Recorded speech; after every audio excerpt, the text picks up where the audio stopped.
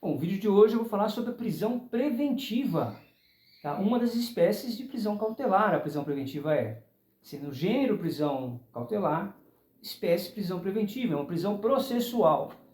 No vídeo anterior eu estava falando que as prisões processuais, por alguns doutrinadores, é considerada como uma exceção ao princípio da presunção de inocência. E aqui eu vou explicar que, seguindo os requisitos do artigo 112, não é uma exceção, tá? Mas vamos aprofundar nessa análise para não ficar uma análise muito simplista. Bom, pessoal, somente se decreta a prisão preventiva, só quem decreta a prisão preventiva é o juiz. Isso aí tem que ficar claro na mente de vocês. E essa prisão não é feita por ofício. O que significa de ofício? O juiz pode de ofício decretar a prisão preventiva? Não, ele tem que ser provocado. Tem que ser pedido ao juiz isso. E quem pede? Quem faz esse requerimento? O Ministério Público, o querelante ou um próprio delegado, a autoridade policial, tem que provocar o juiz para pedir essa prisão preventiva. Tá? A partir do pacote anticrime que trouxe o juiz das garantias, a 13.964 de 2019, a Lei 13.364 de 2019, é isso? Acho que é isso sim. A partir do pacote anticrime, não se admite mais a prisão preventiva de ofício, foi através do pacote anticrime. Porque antes até o juiz poderia decretar uma prisão preventiva sem ser provocado pelo Ministério Público, ou pelo querelante, ou pela autoridade policial. Hoje, depois do pacote anticrime, o juiz só pode decretar a prisão preventiva provocado e não de ofício. Tá? O artigo 312 do nosso CPP, Código Processual Brasileiro, traz os pressupostos para a prisão preventiva. São os requisitos que permitem ao juiz decretar a prisão preventiva. Garantia da ordem pública. Isso está no artigo, só vocês abrirem seu CPP aí, no artigo 312 do CPP. Garantia da ordem pública. Mas você escutar esse termo fica meio vago, mas não é vago, pessoal. Aqui se refere à pacificação social, a garantia que a sociedade não está em risco com aquele sujeito, com aquele criminoso solto. Quando a liberdade do sujeito ou do acusado, na prática, pode oferecer um risco à paz social ou um risco à sociedade, por isso que fala ordem pública, a ordem social, a pacificação social. Mais para esse sentido, na minha análise, tá bom? Garantia da ordem pública. Exemplo, um criminoso que está sendo investigado e continua praticando crimes em nome da pacificação e a garantia pública, ele é decretada a sua prisão preventiva. Segundo requisito, primeiro é a ordem pública, segundo, em nome da ordem econômica, crimes que afetam uma coletividade. Um crime, por exemplo, de fraude à concorrência, esse sujeito em liberdade, ele pode ser um risco para a economia, ou para as finanças de um modo geral, né? Porque ele continua praticando crime dessa natureza financeira, e aí ele pode ser, então, ordem pública, ordem econômica, corrupção também, etc. Conveniência da instrução criminal, terceiro requisito. Alguns doutrinadores criticam esse termo conveniência. O certo seria necessidade da instrução criminal. Mas vamos na letra da lei. O artigo CPP 312 fala conveniência da instrução criminal. Aqui, pessoal, o sujeito que está em liberdade começa a destruir provas, ele sabe que está sendo investigado e processado e ele começa a coagir testemunhas, ameaçar testemunhas, começa a destruir, incinerar o computador, destruir provas. Então, nesse caso, o juiz decreta uma prisão preventiva para esse sujeito, justamente para proteger o processo. Né? Porque ele está destruindo provas, ele está coagindo testemunhas, de repente mudar seu depoimento e etc. Então, conveniência da instrução criminal. A parte da doutrina fala que o termo correto seria necessidade da instrução criminal. Porque para assegurar a aplicação da lei penal, não é uma questão de conveniência ou mero luxo, não, é uma questão de necessidade. Por isso que parte da doutrina fala que o termo correto seria necessidade. Deixa eu ver se estou esquecendo alguma coisa. Por que a doutrina critica o termo conveniência nesse caso? Porque quando a gente fala de medida preventiva, o celular começa a virar, não sei porquê.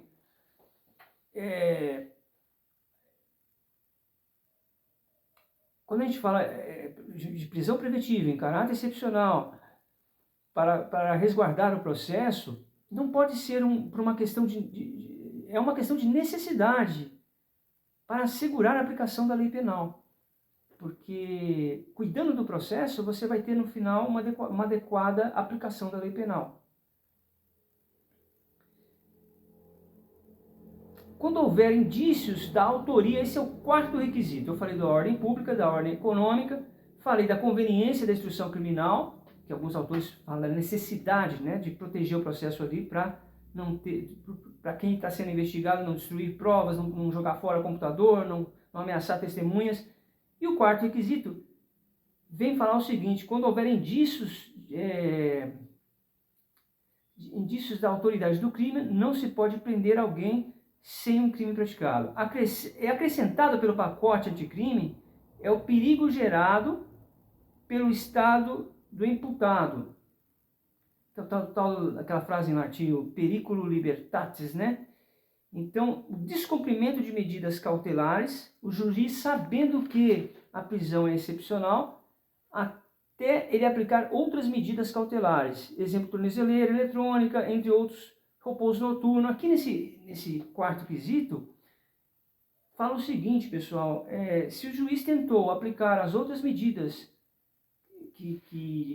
medida como tornozeleira eletrônica, que o investigado ficasse no repouso noturno, e ele descumpriu essas medidas cautelares, menos, que não é privativas de liberdade, aí ele tem que colocar uma prisão preventiva, justamente porque o sujeito já foi subordinado a outras medidas cautelares e continua comprovando que ele não está obedecendo, entendeu? Já o parágrafo 2º do artigo 312 mesmo, ele acrescentado pelo pacote anticrime, que foi o mesmo pacote que trouxe o juiz das garantias, acrescenta que a prisão preventiva tem que ter decisão fundamentada com fatos novos e contemporâneos. O juiz não pode se basear apenas em antecedentes do passado. Não, ele tem que ter fatos novos e contemporâneos para fundamentar essa prisão preventiva. Esse é o parágrafo 2º que foi trazido pelo pacote anticrime, lei 13.000, deu um branco aqui, eu acho que é 13.664, 13.364 de 2019, mas isso aí vocês conferem.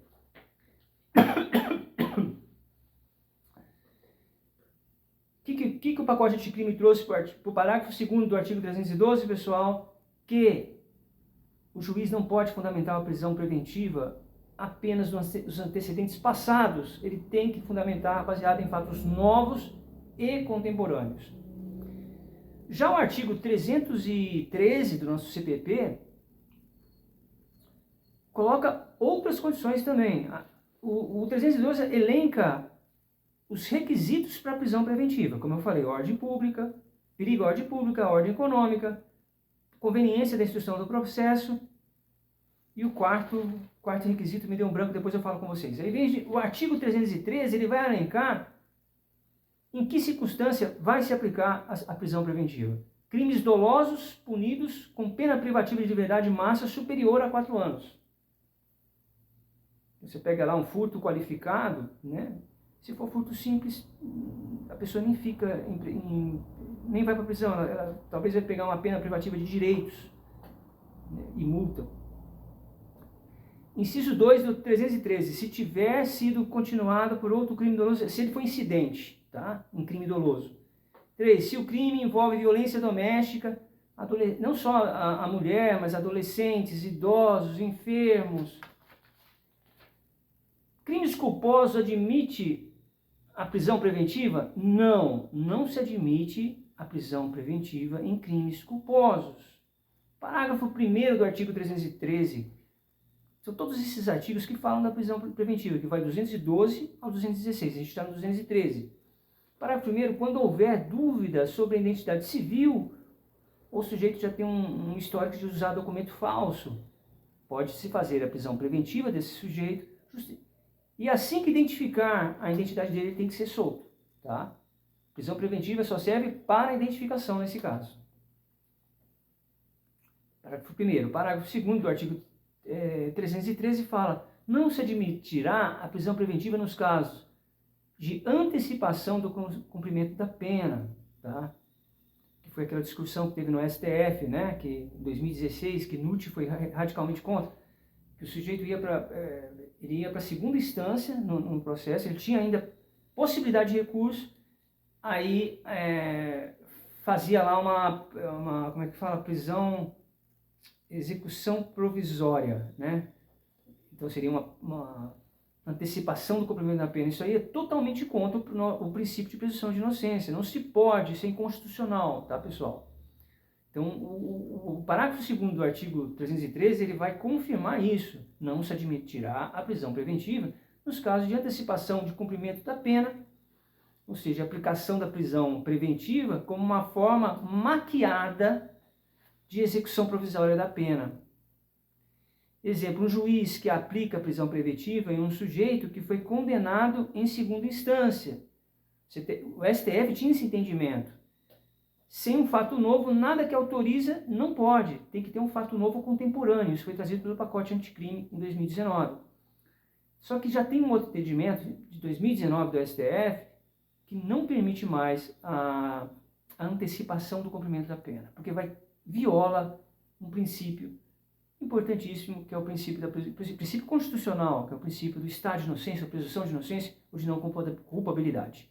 Só o fato de ter praticado o crime não permite prisão preventiva, pois temos as medidas cautelares. 314, pessoal, o que fala? O artigo 314 do nosso Código Processual fala o seguinte, que é uma mescla do processual com o penal. Se o juiz percebe que agiu com base em algumas excludentes de licitude, né? Se o caso tiver excludente de licitude, que é estágio de necessidade, legítima defesa, exercício legal do direito, estrito cumprimento do dever legal. Se tiver uma dessas excludentes de licitude, eu não entendo porque o celular fica dançando, acho que ele fica empolgado com o vídeo. Se tiver uma excludente de licitude, ou um forte indício de excludente de licitude, o juiz não pode aplicar a prisão preventiva, tá, pessoal? Não pode. Isso é o que fala o 314. O 315, do nosso CPP, Código Processual Penal, vai falar o seguinte: a decisão será fundamentada pelo... O juiz não pode fundamentar uma decisão de forma abstrata, de forma genérica. Ele tem que colocar elementos fundamentados lá no artigo, que tragam lá o artigo 312.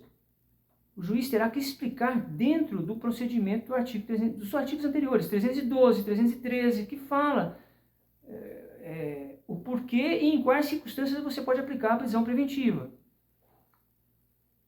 Mais uma vez, bate na tecla o 315, que tem que ser com fatos novos e contemporâneos, não basta nos antecedentes passados do sujeito que está sendo investigado ou acusado. Parágrafo 2º do 315 aponta que o juiz tem que explicar as decisões e não de forma genérica, não filosofar, tá? Estou fazendo uma análise, eu não estou lendo a lei seca aqui da lei. Ele não pode colocar uma súmula para respaldar a sua fundamentação se aquela súmula não tiver link com o caso que está sendo analisado. Às vezes coloca uma súmula para dar corpo ao texto, mas aquela súmula não tem absolutamente nada a ver com aquilo lá, ou tenta forçar um nexo de causalidade daquela súmula com um link, com um caso, sem um link. Isso aí que o parágrafo 2º fala, que o juiz tem que, se for usar uma súmula, tem que fundamentar, e se a acusação, nos incisos desse artigo, utilizar uma súmula para se defender, o juiz terá que fundamentar o porquê daquela súmula ser viável ou não. Tem que ter fundamentação. Artigo 316. Poderá revogar de ofício a prisão preventiva. O juiz pode, ele tem esse poder, tá, pessoal? Imagina que um juiz decretou uma prisão preventiva e um mês depois o advogado do acusado colocou lá o endereço do acusado, que era a única coisa que estava pegando ali. Foi resolvido isso, o juiz pode revogar a prisão preventiva, bem como entrar num novo decreto, bem como entrar com um novo decreto de prisão preventiva, porém vai ser um outro decreto, e não por ofício, tem que ser provocado pelo Ministério Público ou pelo advogado, ou pelo delegado, ou advogado, etc. Uma coisa que eu queria colocar aqui, pessoal, que vocês podem perguntar do artigo 315, que eu falei que o juiz tem que fundamentar, que parece óbvio, mas existem casos de juiz que coloca para o estagiário fazer, entendeu? E acaba. E existe também casos, pessoais, que a pessoa pegou o juiz começa, ele lembra da decisão, talvez um juiz desatualizado, da decisão de 2016 do STF, que falava que segunda instância permitia a prisão, o cumprimento da pena antecipada na prisão provisória. Foi muito criticada pela doutrina essa decisão, foi 6 votos a 5. E o juiz está com aquela crença na cabeça. E ele começa a decretar. E esses artigos vêm justamente para salvaguardar os direitos fundamentais dos indivíduos. Porque o que está em jogo é a liberdade do indivíduo. Então o juiz ainda está com aquela crença, vai e fundamenta com generalidades, né? Então não pode ter generalidades, tem que ter fundamentações que justifiquem a prisão preventiva. Essas fundamentações têm que estar de acordo com os requisitos do artigo 312 do CPP, 313 e os anteriores lá. Mas o principal ali é 312 e 313. Um fala dos requisitos, outros falam das circunstâncias. Conclusão, o que você tem que saber de prisão preventiva? Preventiva é uma espécie de prisão cautelar que está prevista no artigo 311 até o 316. Tá? Por ser uma medida restritiva, apenas o juiz, restritiva de liberdade, né? Apenas o juiz pode decretá-la, mas ele não pode decretar por ofício. Tem que ser provocado. Provocado por quem? Pelo Ministério Público, pelo querelante ou autoridade policial, o delegado, por exemplo, que está comandando o inquérito. A prisão poderá ser decretada a qualquer momento, desde da investigação policial até o fim do processo, antes do trânsito de julgado, porque depois do trânsito de julgado já é uma prisão de fato, não é uma prisão preventiva. Esta modalidade de prisão é a razão pelo qual não poderá perdurar por tempo desarrazoado, tá? Porém, para que haja a decretação da prisão preventiva, tem que haver os requisitos. Quais são esses requisitos? Como eu falei, se há realmente prova da autoridade da autoriedade daquele crime, se há indício suficiente da autoria, se há provas dessa autoria, se há perigo de ordem pública, aí vem o artigo 312, perigo da ordem pública, perigo da ordem econômica, conveniência da instrução criminal, e o quarto requisito que eu tinha esquecido, pessoal, assegurar a aplicação da lei penal. Ele é quase coligado à conveniência da instrução criminal, porque você protegendo a instrução criminal, logicamente, você vai assegurar a aplicação da lei penal. Eu acho que quando fala assegurar a aplicação da lei penal, é sujeito que foge de da comarca de culpa, tá? Então eles prendem aquele sujeito preventivamente porque ele tem por exemplo, ele não tem visto, pode fugir para outro país, essas coisas assim. Existência de fatos novos e contemporâneos, isso foi trazido com o pacote anticrime, não pode ser baseado só naqueles antecedentes, naquele histórico de antecedentes criminais do passado, tem que ter fatos novos e contemporâneos. Também é necessário para a prisão preventiva crime dolosos, punido com pena superior a 4 anos, crimes praticados por reincidentes, né, quando o sujeito é reincidente, né, praticado com violência doméstica, violência contra a mulher, criança, não envolve só mulher, criança, adolescente, idoso ou enfermo. Quando houver dúvida sobre a identidade civil da pessoa, a pessoa não tem documento, a pessoa pode ser presa preventivamente até descobrir quem ela é, tá? É isso, pessoal. Eu quero só fazer um apontamento aqui referente ao 316, que decretada a prisão preventiva, com o pacote anticrime foi colocado que o juiz tem que de 90 em 90 dias avaliar aquela prisão preventiva, tá? Fazer uma revisão periódica. Caso ele esqueça de fazer essa revisão periódica da prisão preventiva, a prisão vai se tornar ilegal. Isso aí veio com o pacote anticrime. Eu fiz uma revisão para vocês, tá? Do que são prisão processuais, o que é prisão preventiva, que é uma espécie de prisão cautelar. E é isso aí, pessoal. Até o próximo vídeo. Aqui a gente falou sobre os artigos 312, 313, 314, 315, 316, que são os artigos que falam da prisão preventiva, e com uma análise feita por mim após o pacote anticrime, que trouxe elementos novos para esses artigos, reforçando a garantia e os direitos fundamentais de cada indivíduo, dos indivíduos e da sociedade.